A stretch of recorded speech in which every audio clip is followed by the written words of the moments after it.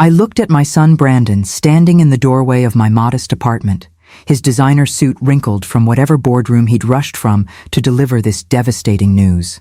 The golden watch on his wrist caught the afternoon light streaming through my kitchen window, same light that used to illuminate his homework spread across this very table 20 years ago. His face held no warmth, no recognition of the countless sacrifices I'd made to get him through college. "Mom, I'm cutting you off financially," he announced, his voice cold as winter steel. "The monthly checks stop today. You need to understand something fundamental about our relationship going forward." He paused, letting his words sink deep into my chest like a blade. "You're nothing to me now." The leather briefcase in his hand contained contracts worth millions, but apparently no room for gratitude. Love dramatic family stories? Hit subscribe and drop your city below. 3 weeks earlier, everything had been different between us. Brandon had called me from his penthouse office overlooking downtown, his voice bubbling with excitement about his latest business acquisition. "Mom, you should see this view," he'd said, describing the ocean stretching endlessly beyond his floor-to-ceiling windows. His tech startup had just been acquired by a major corporation for $87 million, making him one of the youngest self-made millionaires in the industry. The pride in his voice reminded me of when he'd won his first science fair at age 12, clutching that blue ribbon like it was made of pure gold. I'd kept that ribbon in my jewelry box for 15 years, wrapped carefully in tissue paper beside my mother's wedding ring. "I'm going to take care of you forever, Mom," he'd promised that day. The irony of those words would haunt me in the weeks to come. But first, there was the celebration dinner he'd planned at the most expensive restaurant in the city. The restaurant's crystal chandeliers cast dancing shadows across our table as Brandon ordered the most expensive bottle of wine on the menu without even glancing at the price.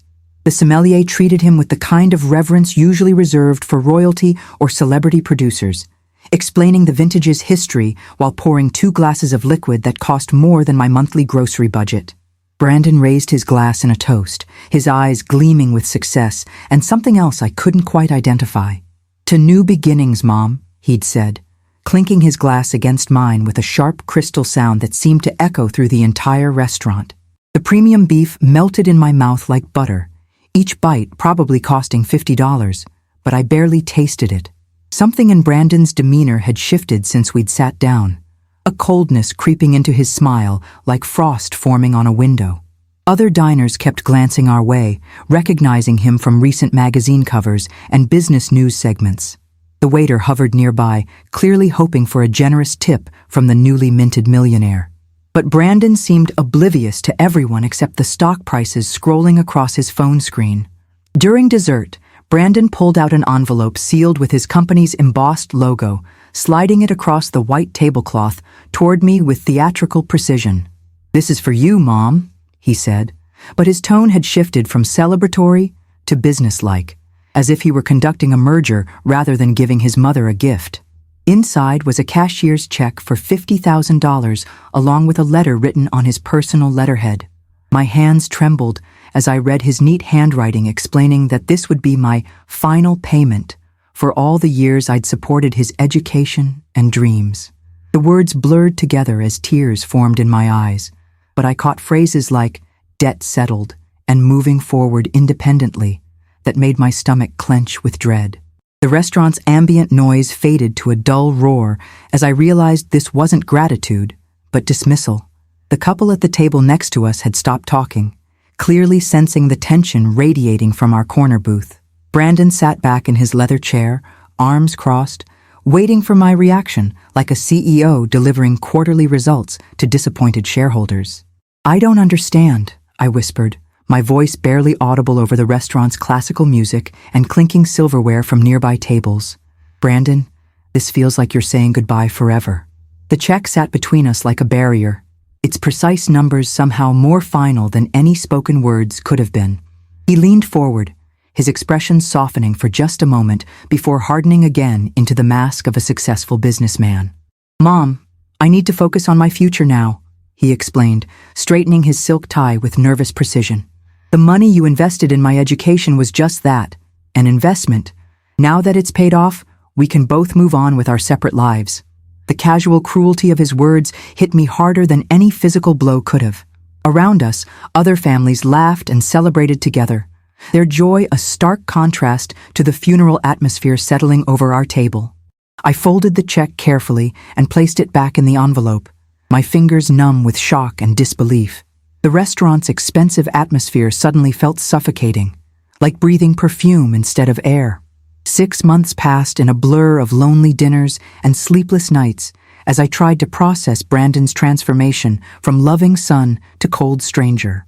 The check remained uncashed in my kitchen drawer, buried beneath old utility bills and grocery receipts like a shameful secret I couldn't bear to acknowledge.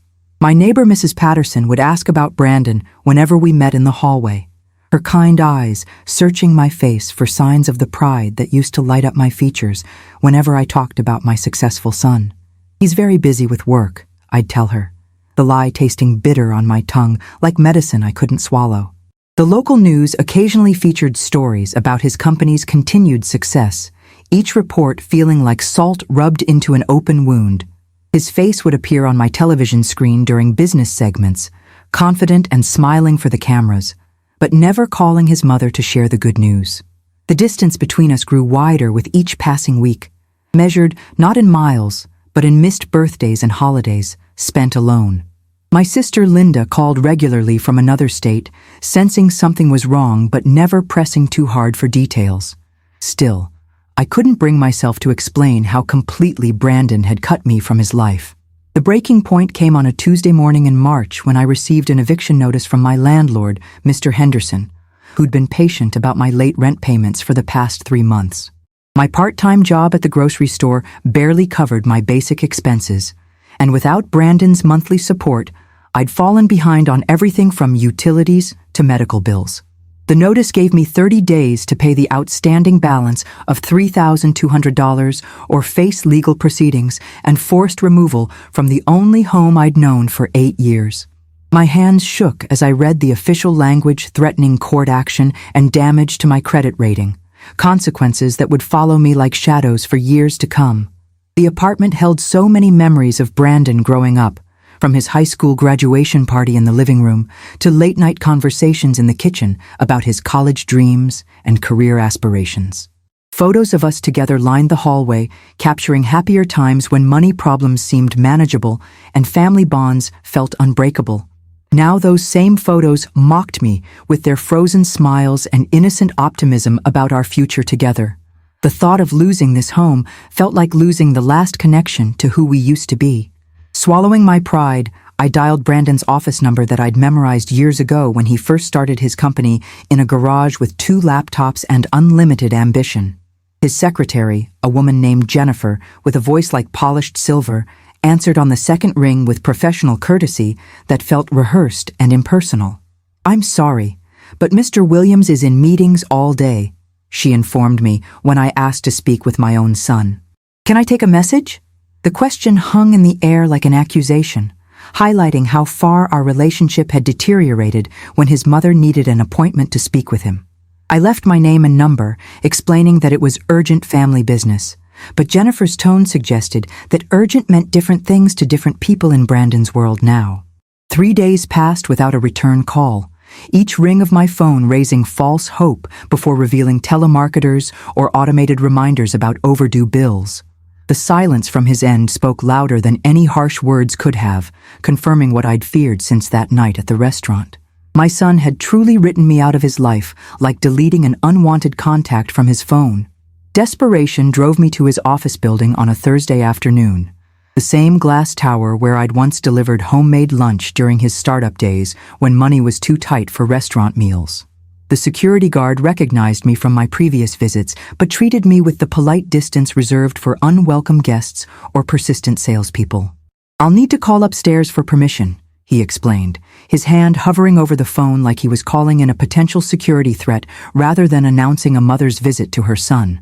The marble lobby felt cold and intimidating, filled with important-looking people in expensive suits who belonged in this world of corporate success and financial power. I sat on a leather bench for 45 minutes, watching elevators carry visitors to their important meetings while I waited for permission to see the child I'd raised from birth. When the security guard finally approached, his expression told me everything before he spoke. "I'm sorry, ma'am, but Mr. Williams is unavailable today," he said, his voice gentle but firm. "He suggests you make an appointment through his assistant." The rejection stung worse than a slap, delivered in front of strangers who witnessed my public humiliation with barely concealed curiosity. I walked home through busy streets, invisible among the crowds who had their own families waiting for them. That evening, I sat at my kitchen table with the eviction notice spread before me, like evidence in a trial where I was both defendant and prosecutor. The $50,000 check from Brandon lay beside it, still uncashed and somehow tainted by the conditions of its delivery. My mother's antique music box sat in the center of the table, a family heirloom passed down through 3 generations that played for Elise when wound carefully with its tiny golden key. The delicate melody filled the quiet apartment, each note carrying memories of bedtime stories and childhood comfort during thunderstorms and nightmares.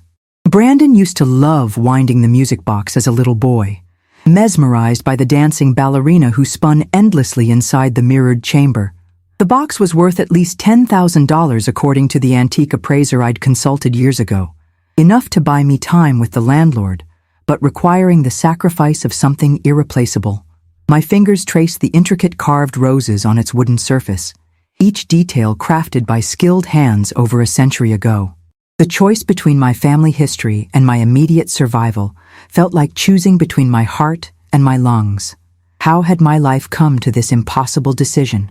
The next morning brought unexpected salvation in the form of my 8-year-old neighbor, Emma Patterson, who knocked on my door with the kind of urgent energy only children possess when they've discovered something important. "Mrs.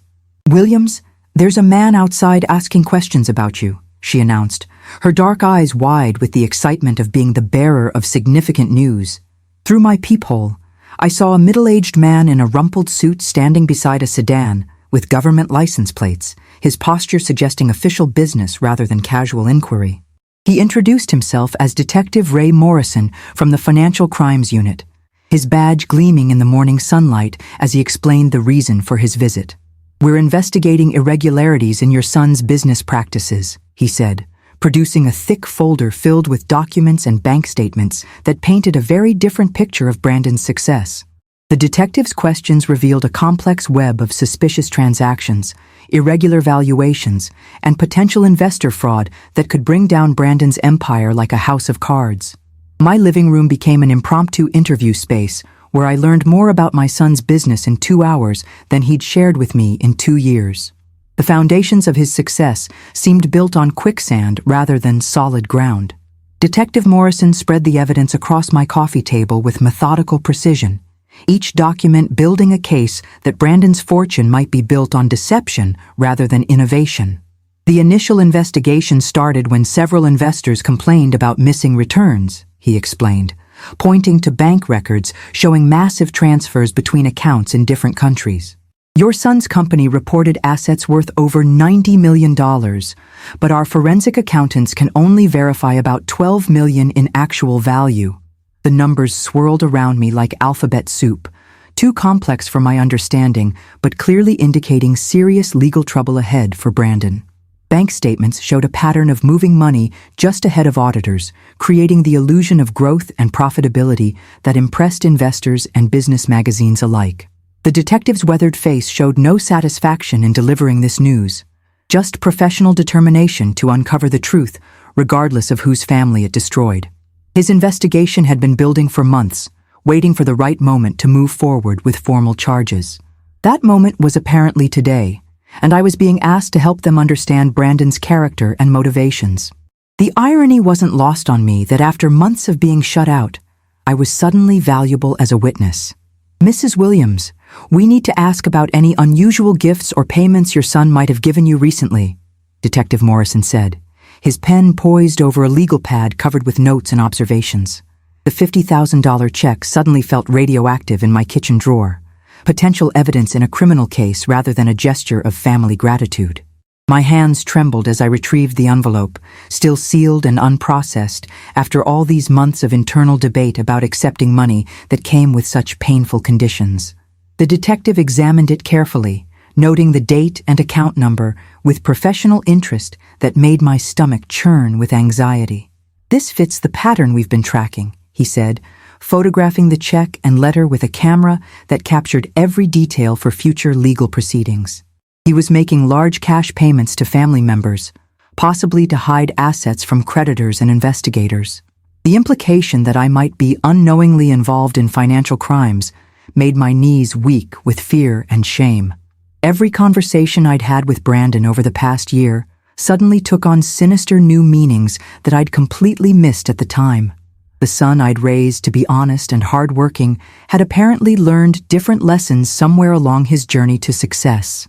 The following week crawled by like a wounded animal as I waited for news about the investigation and wrestled with guilt over my potential role in exposing Brandon's crimes. My conscience warred with maternal instinct, torn between protecting my son and supporting justice for his victims who'd lost their life savings, trusting his promises of guaranteed returns. Detective Morrison called daily with updates about search warrants being executed and assets being frozen, his professional courtesy masking the excitement of building a major case. Brandon's office building was sealed by federal agents who carried out boxes of evidence while news cameras captured every dramatic moment for the evening broadcast. His face appeared on television again, but this time in handcuffs rather than business magazines, the golden boy image crumbling faster than a sandcastle at high tide. My phone rang constantly with reporters seeking quotes from the millionaire's mother, but I unplugged it after the third call requesting an interview about my son's alleged fraud.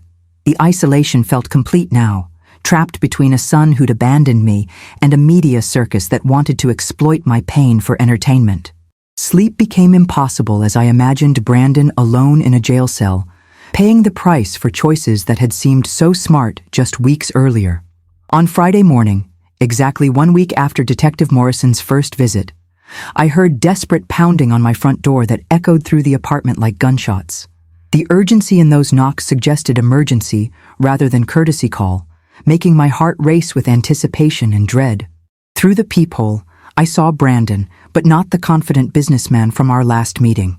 His designer suit was wrinkled and stained, his usually perfect hair disheveled like he'd been running his hands through it for hours. Dark circles under his eyes suggested sleepless nights, and his shoulders sagged with the weight of consequences he'd never anticipated when building his house of lies. When I opened the door, he fell to his knees on the hallway carpet, his expensive shoes scuffed and dirty from whatever journey had brought him to this moment of desperation. "Mom, please," he whispered, his voice cracking with emotion that seemed genuine for the first time in months. "I need your help. They're going to arrest me unless I can return the investors' money." The hallway suddenly felt too small for the magnitude of his confession and plea. Mrs. Patterson's door cracked open slightly, her curious eyes taking in the scene of my powerful son reduced to begging. "I lost everything," Brandon continued, his words tumbling out in a rush of panic and regret that painted a picture of spectacular failure hidden behind months of successful facades. "The house, the cars, the office, everything's gone. The federal agents froze all my accounts and seized my assets as evidence in the fraud investigation." His hands shook as he described waking up to federal agents surrounding his penthouse, serving warrants that turned his carefully constructed life into a crime scene requiring investigation. The business magazines that had celebrated his success were now preparing exposé articles about his downfall, complete with expert analysis of how he'd deceived so many intelligent investors for so long. "I know I said terrible things to you, Mom. I know I hurt you in ways that money can never fix." His voice broke completely now, tears streaming down his face like a dam bursting after years of pressure building behind artificial barriers. The leather briefcase that had once symbolized his power and success lay forgotten beside him, empty of everything except the weight of his mistakes. Every harsh word he'd spoken to me seemed to echo in the hallway between us, but seeing him broken like this brought out the mother in me despite everything that had happened. I looked down at my son, this man who'd grown from the sweet child who used to wind my music box into a stranger who'd broken both our hearts with his greed and pride. The hallway's fluorescent lighting cast harsh shadows on his face, highlighting the lines of stress and fear that success had temporarily hidden but never truly erased. "Brandon, stand up," I said quietly, my voice carrying the authority of motherhood that transcends wealth and status and legal troubles. He struggled to his feet like an old man carrying invisible burdens too heavy for his young shoulders to bear. My neighbor's door opened slightly, Mrs. Patterson peeking out with curiosity and concern at the drama unfolding in her usually quiet building. The smell of her morning coffee drifted into the hallway, a normal comfort in the midst of crisis that reminded me how far we'd fallen from ordinary family problems. "Come inside," I told Brandon, stepping aside to let him enter the apartment he'd mentally abandoned months ago when success convinced him he'd outgrown his humble beginnings. The door closed behind us with a soft click that sounded like a cell door in the silence that followed. Whatever came next, we would face it together as family, the way we should have been facing everything all along. My small living room felt smaller with Brandon's desperate energy filling every corner, his pacing reminding me of a caged animal seeking escape from circumstances entirely of his own making.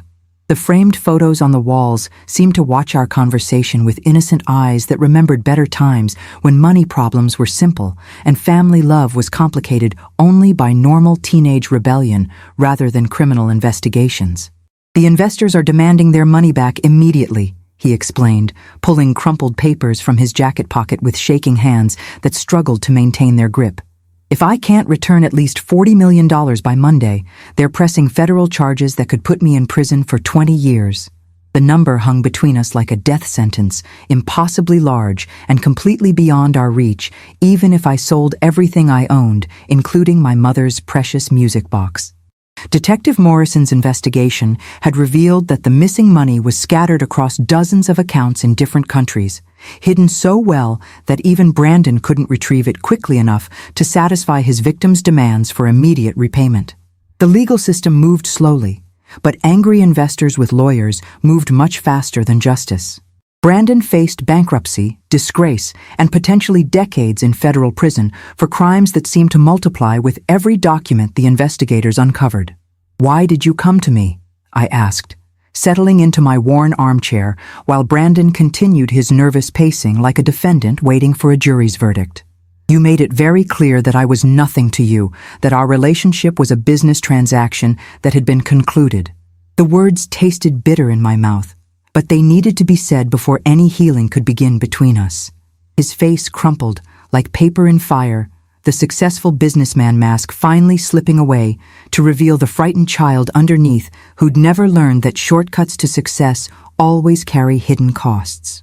"Because you're the only person who ever loved me unconditionally," he admitted, his voice barely audible over the apartment's humming refrigerator and distant traffic noise from the street below. "Even when I was awful to you, even when I said those terrible things, you never stopped being my mother." The confession hung in the air between us like a bridge that could either connect us again or collapse under the weight of too much damage and too little time. Outside, normal people were going about their Friday morning routines, unaware that in this small apartment, a family was trying to rebuild itself from the ashes of betrayal and greed. The music box sat silently on my kitchen table, waiting for someone to wind it back to life. That evening, I made a decision that would have seemed impossible just weeks earlier when Brandon had delivered his cruel ultimatum about cutting me from his life. The music box sat on my kitchen table, its golden key catching the lamplight as I wound the mechanism one final time before boxing it carefully for its journey to the auction house. The delicate melody of Fur-Elise filled the apartment with bittersweet memories of bedtime stories and childhood comfort, each note a small goodbye to family history I was sacrificing for family future.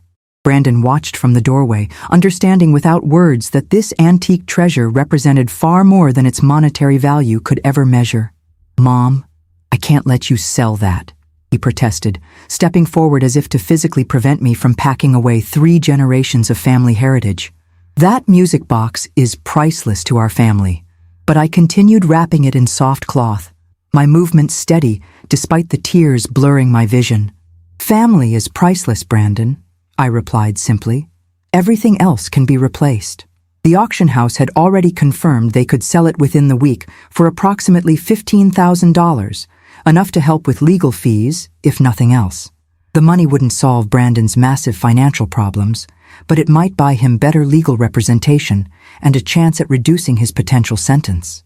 The next morning brought Detective Morrison to my door with news that changed everything we thought we knew about Brandon's legal situation and financial crimes. "Mrs. Williams, we've made an interesting discovery," he announced, spreading new documents across my coffee table with the excitement of a detective solving a complex puzzle. "Your son wasn't the mastermind of this fraud. He was being manipulated by his business partner, David Chen, who's been systematically stealing from the company since its inception. Bank records showed a pattern of David accessing accounts and moving money without Brandon's knowledge, using forged signatures and falsified documents to maintain the deception. Brandon had been kept in the dark about the true financial situation, while David fed him false reports about profits and growth that painted a completely fictional picture of their company's success. Your son is guilty of poor oversight and negligence, but not intentional fraud," Detective Morrison explained. "That changes everything about potential charges and penalties." The relief in Brandon's eyes was palpable as he realized his mistake was trusting the wrong person rather than deliberately stealing from investors. David Chen had been using Brandon as an unwitting frontman while systematically looting their company's accounts, planning to disappear with the money when the scheme inevitably collapsed. The detective's discovery meant Brandon faced civil liability rather than criminal prosecution, a distinction that could save him from decades in prison. Over the following days, as investigators unraveled the complex web of David Chen's deceptions, Brandon began the painful process of rebuilding both his business reputation and our family relationship. He spent hours at my kitchen table, the same place where he'd once done homework, now working with federal agents and lawyers to recover stolen funds and identify additional victims of David's schemes. The man I'd raised was still there underneath the expensive clothes and artificial confidence, just buried under layers of success that had temporarily blinded him to what truly mattered in life. "I'm going to lose almost everything," he told me one afternoon, as we shared coffee and homemade cookies like we used to when he was in college. "The house, the cars, most of the money. But I'll still have you, if you'll forgive me." His voice carried genuine humility now, earned through the hard lessons that only complete failure can teach someone who thought they were invincible. The investigation would continue for months, but Brandon was cooperating fully and would likely face only civil penalties rather than criminal charges. More importantly, he was learning to value relationships over bank statements and family bonds over business success.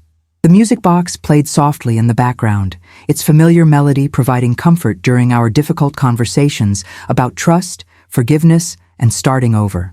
The media attention surrounding Brandon's case intensified as David Chen was arrested, trying to board a flight to another country with fake passports and suitcases full of cash.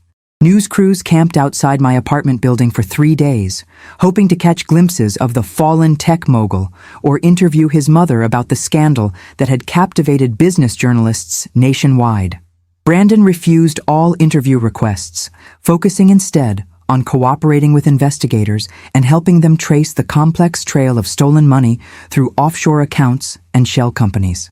The federal prosecutor handling the case praised Brandon's assistance, publicly stating that his cooperation had been instrumental in building the case against David Chen and recovering millions of dollars for defrauded investors. The business magazines that had once celebrated Brandon as a genius entrepreneur now ran more balanced stories about how young executives could be manipulated by experienced criminals who understood the vulnerabilities of ambition and inexperience. Brandon's reputation was damaged but not destroyed, and several industry leaders publicly supported him as a victim of sophisticated financial manipulation rather than a willing participant in fraud. The distinction mattered enormously for his future prospects and legal exposure, though the emotional damage to our family would take much longer to heal. Still, each day brought small signs of progress as Brandon gradually shed the arrogance that success had given him and rediscovered the values I'd tried to teach him as a child. 3 months later, Brandon moved into a modest apartment 6 blocks from mine, close enough for Sunday dinners, but far enough to maintain his independence while rebuilding his life from the ground up. His new job as a junior analyst at a small investment firm paid 1/10 of his previous income, but he approached it with renewed appreciation for honest work and simple pleasures he'd forgotten during his brief reign as a millionaire. The federal investigation had recovered nearly 30 million of the stolen funds, enough to satisfy most investors and avoid the prison sentence that had terrified him during those dark days when his world collapsed. David Chen was extradited from overseas to face federal charges for orchestrating the fraud that had nearly destroyed Brandon's life and reputation. My son's face appeared in business magazines again, but this time as a cautionary tale about the importance of due diligence and trust in business partnerships, rather than a success story about overnight wealth. The humility in his recent interviews showed a maturity that his previous success had delayed, but not prevented entirely. Brandon began volunteering at a nonprofit organization that helped other fraud victims navigate the complex legal and financial aftermath of investment scams, using his painful experience to help others avoid similar devastation. His apartment was furnished with second-hand pieces and hand-me-downs, but he seemed genuinely happy for the first time since his company had gone public 2 years earlier. As autumn arrived with its promise of change and renewal, Brandon and I established new traditions that had nothing to do with money or status symbols.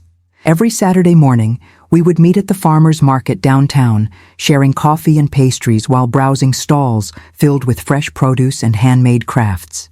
The vendors came to know us as regulars, and Brandon enjoyed the simple pleasure of being recognized for his kindness rather than his wealth or notoriety.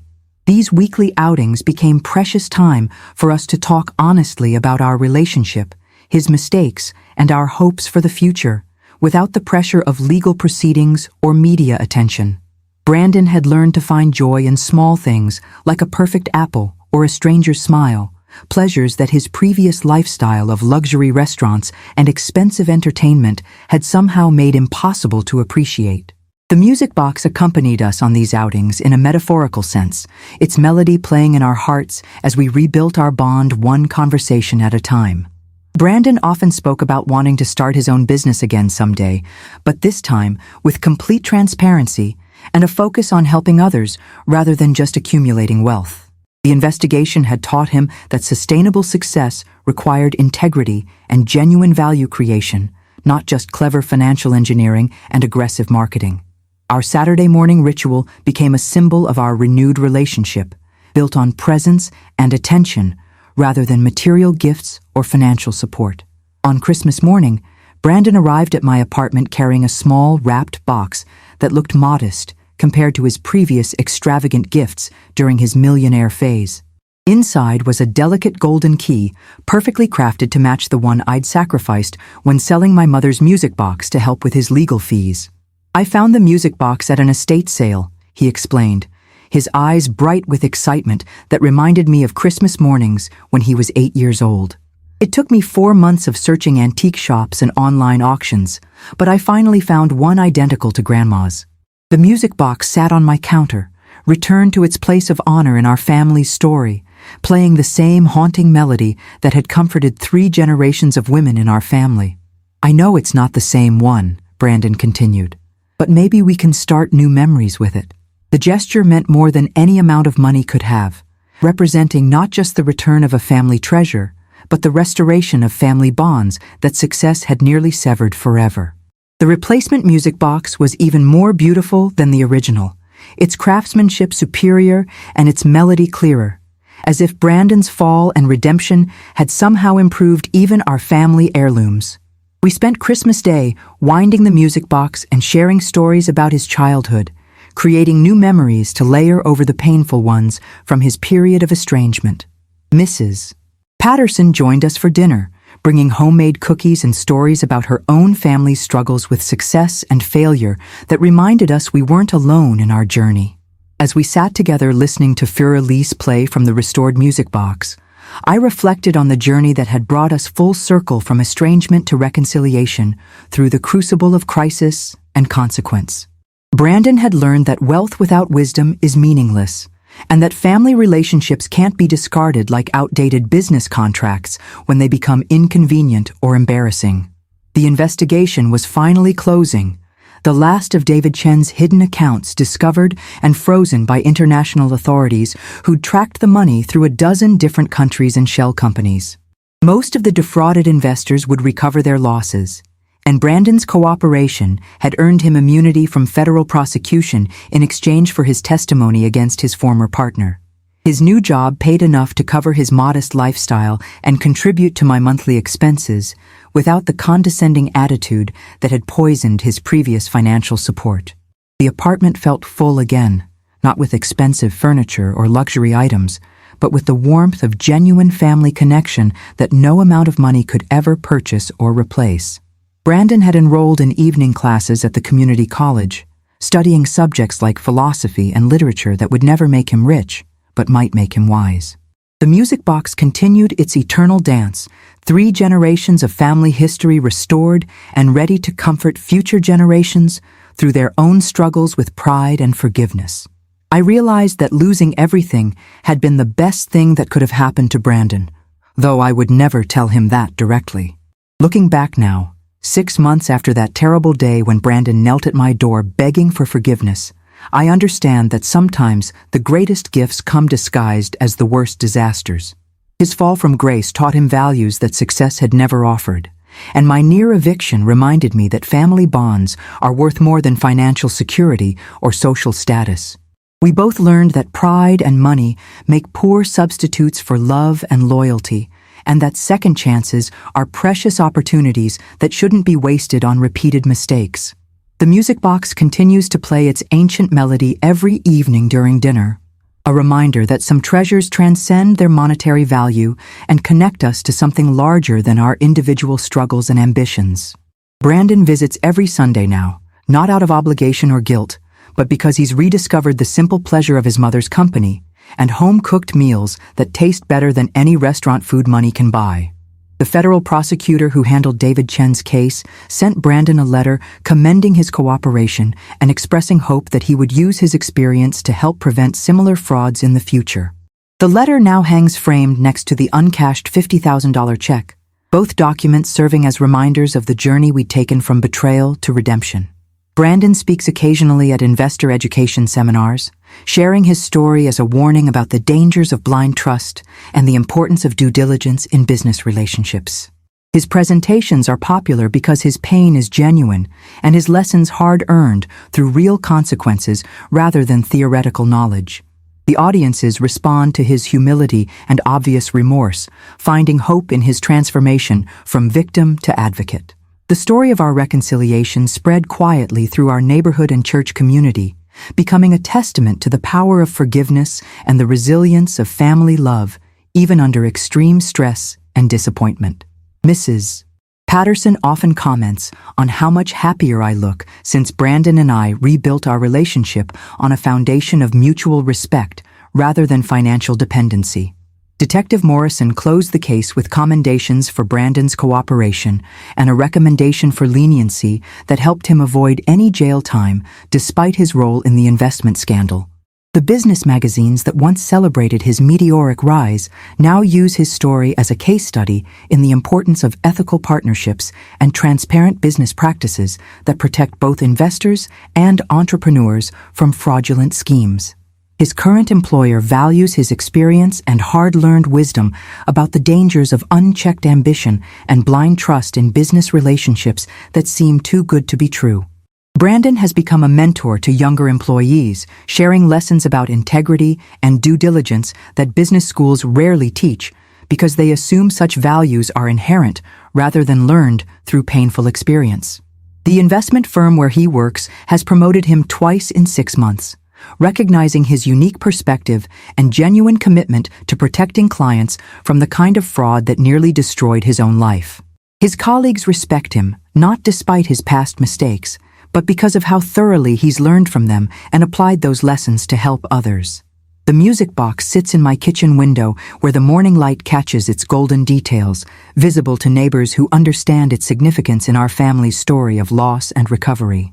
Brandon has started dating a woman named Sarah, who works at the nonprofit where he volunteers, a relationship built on shared values rather than shared bank accounts. She knows his entire story, including the painful details about how he treated me during his period of success and arrogance.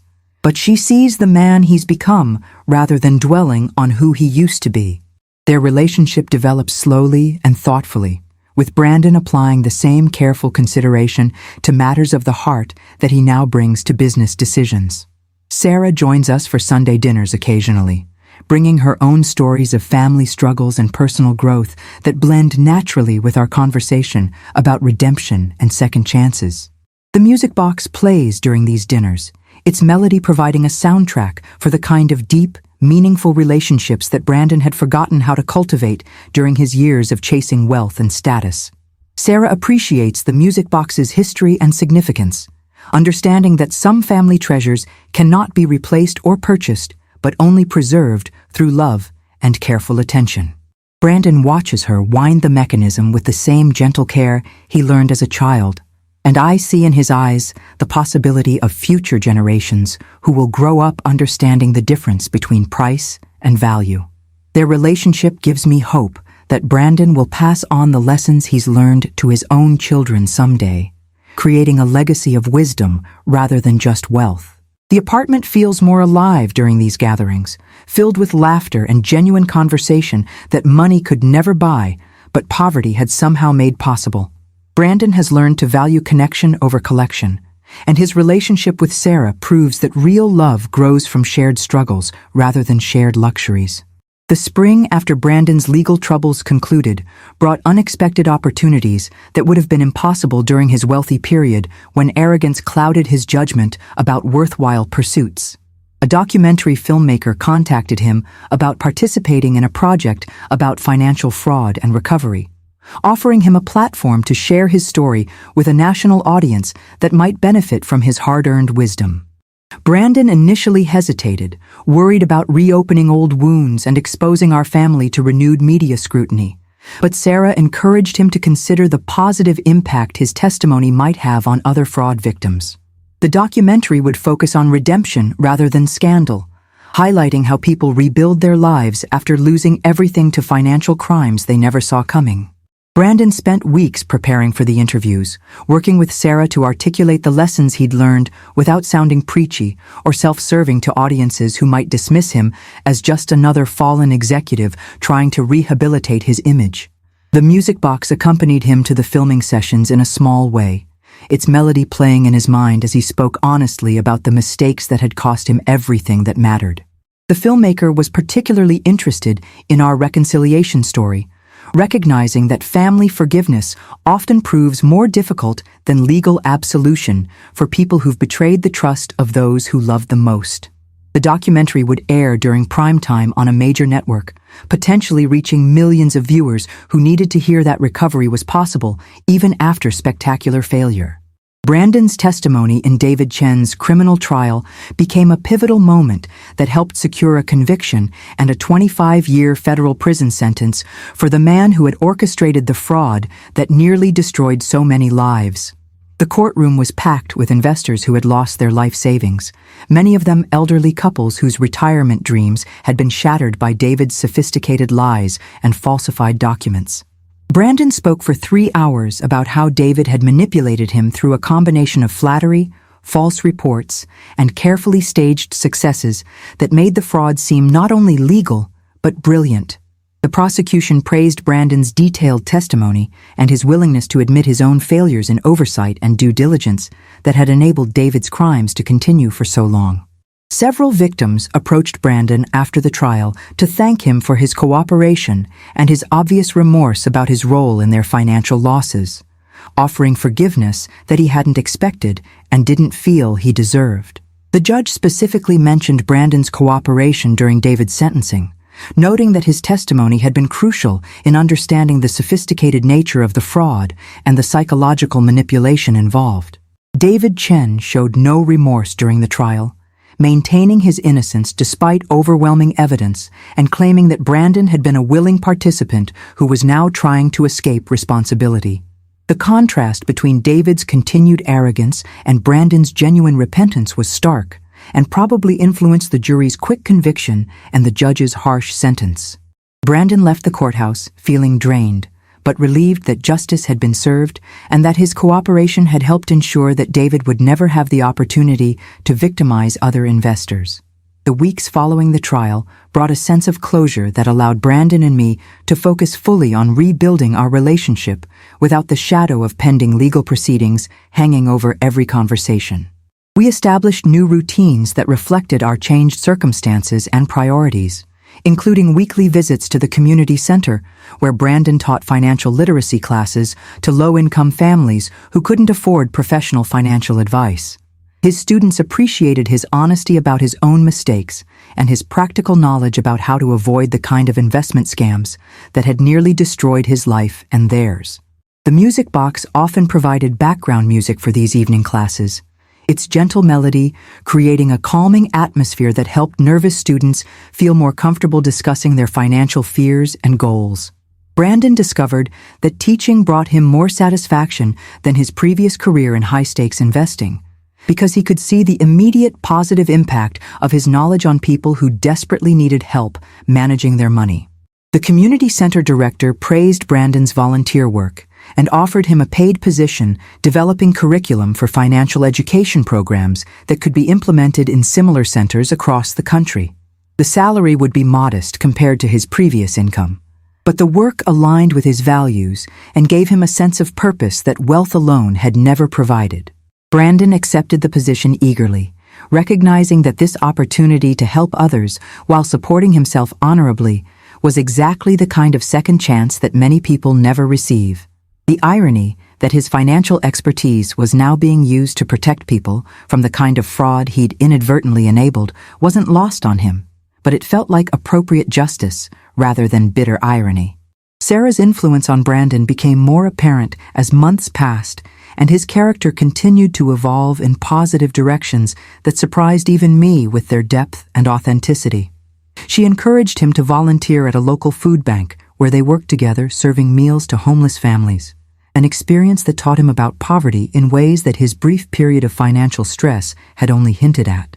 Brandon learned to find joy in simple acts of service that had no potential for personal gain or recognition, discovering that helping others without expecting anything in return felt more rewarding than any business success he'd ever achieved. The couple began talking seriously about marriage, but their discussions focused on shared values and life goals rather than financial compatibility or material aspirations that had driven Brandon's previous relationships during his wealthy period. Sarah insisted that any engagement ring be modest and meaningful rather than expensive and impressive, a request that confused Brandon initially but eventually helped him understand that love couldn't be measured in carats or dollars. They spent hours at my kitchen table planning a simple wedding that would celebrate their commitment without the elaborate displays of wealth that Brandon had once thought were necessary for important life events. The music box played during these planning sessions, its melody providing a soundtrack for conversations about building a life together based on mutual respect and shared purpose rather than material success. Sarah understood that Brandon's journey from arrogance to humility was ongoing rather than complete, and she supported his continued growth with patience and gentle correction when his old habits of thinking occasionally resurfaced. Their relationship modeled the kind of authentic partnership that Brandon had never experienced during his years of dating women who were more interested in his wealth than his character. The documentary about financial fraud and recovery aired on a Tuesday evening in October, featuring Brandon prominently in a segment about redemption and family reconciliation that moved viewers across the country to contact the network with their own stories of betrayal and forgiveness. The filmmaker had captured both the pain of our estrangement and the joy of our reconciliation with sensitivity and honesty that avoided sensationalism while still maintaining dramatic impact. Brandon appeared confident and remorseful during his interviews, speaking eloquently about the lessons he'd learned without making excuses for his behavior or minimizing the harm he'd caused to both investors and family members. The segment about our relationship included footage of us sharing dinner in my modest apartment, the music box visible on the kitchen table as we talked about rebuilding trust after it had been completely shattered by pride and financial success. Viewers responded positively to Brandon's obvious sincerity and my willingness to forgive, despite the cruel things he'd said during his period of wealth and arrogance, seeing hope for their own damaged family relationships in our story of reconciliation. The network received thousands of emails from people who had experienced similar betrayals from successful family members who forgot their roots and abandoned the people who had supported their rise to prosperity. Brandon was invited to appear on several talk shows to discuss his story and the broader issue of how wealth and success can corrupt family relationships if not balanced with gratitude and humility. He accepted these invitations selectively, choosing programs that focused on education and healing rather than entertainment and sensationalism, always emphasizing the importance of family bonds and personal integrity over material success.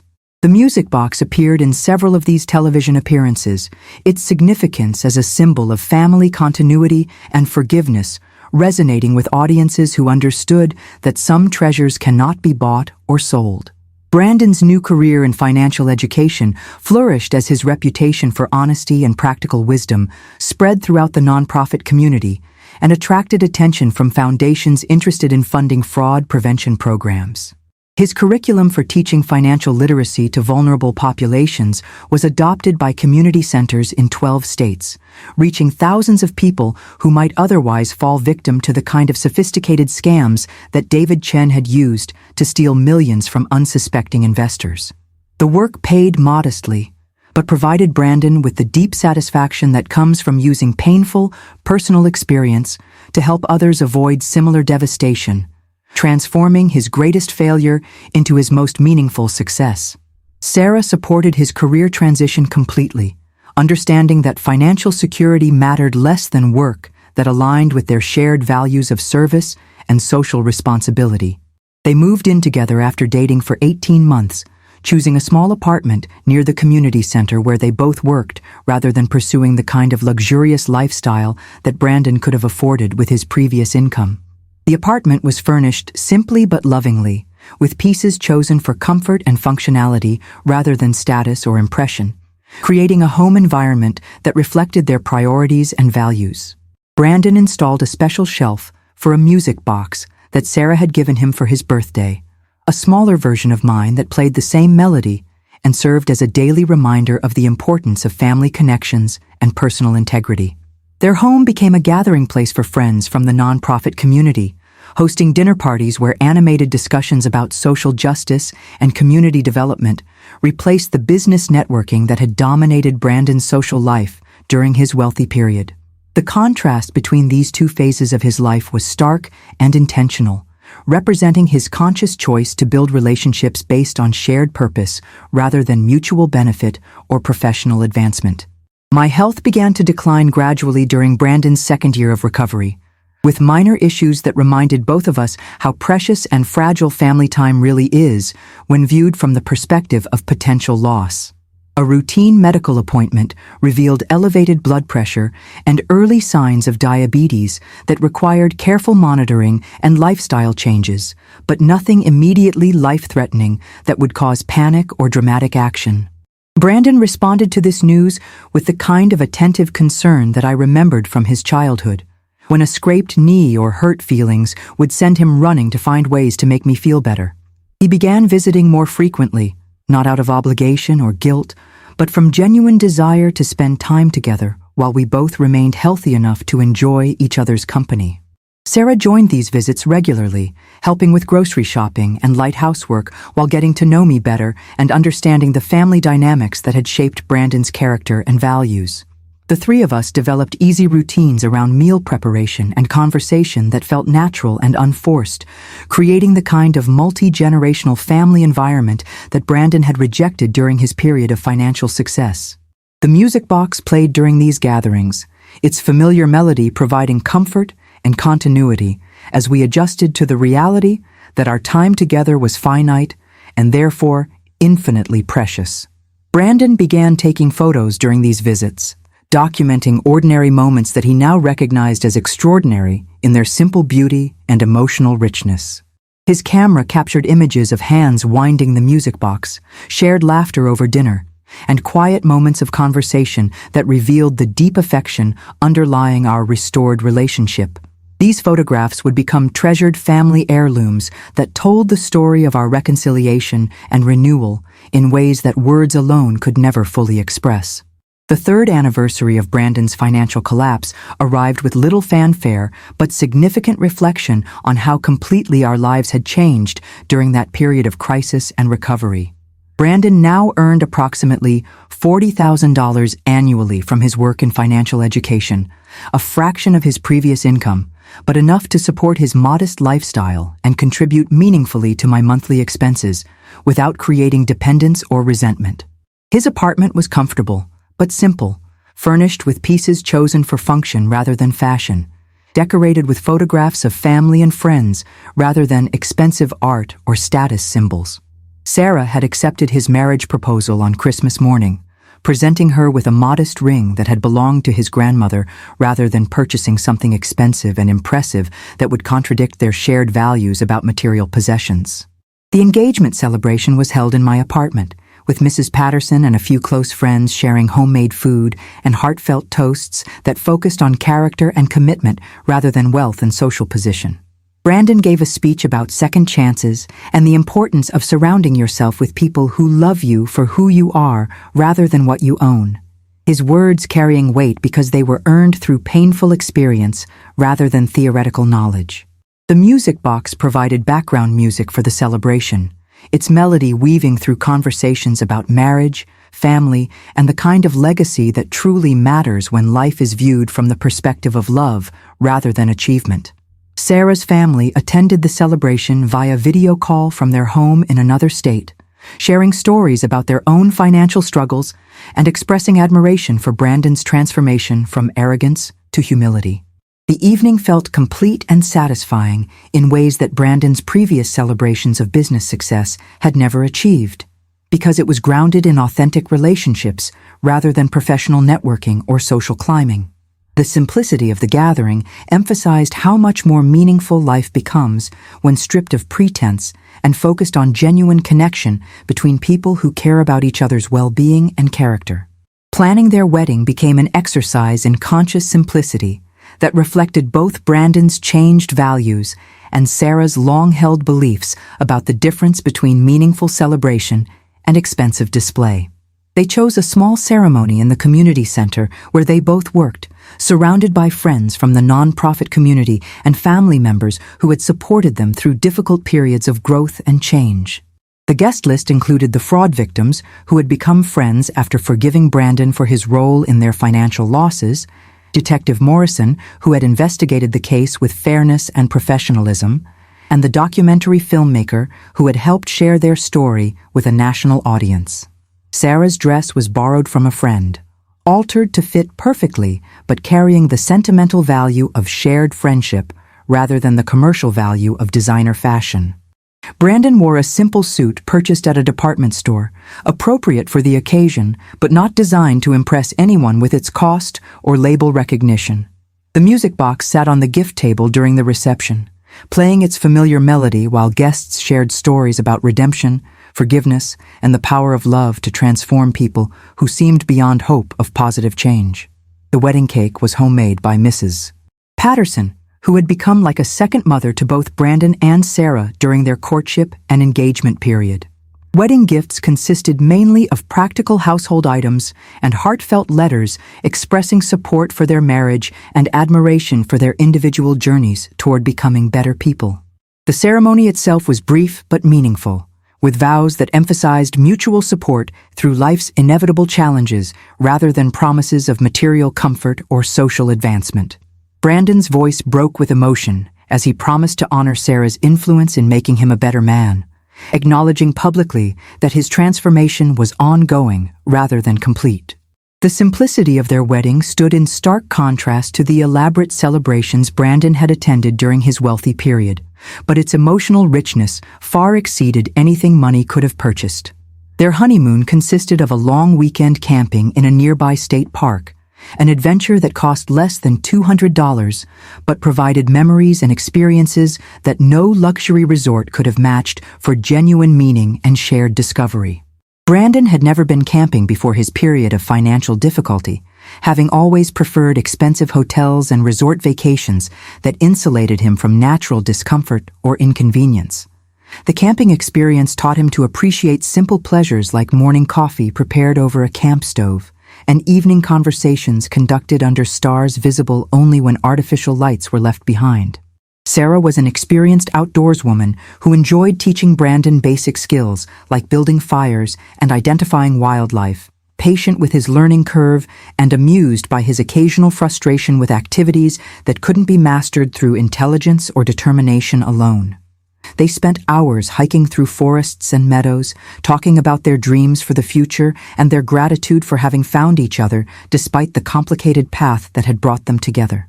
The music box remained at home during their honeymoon, but its melody played in their hearts as they created new traditions and shared experiences that would become the foundation of their marriage.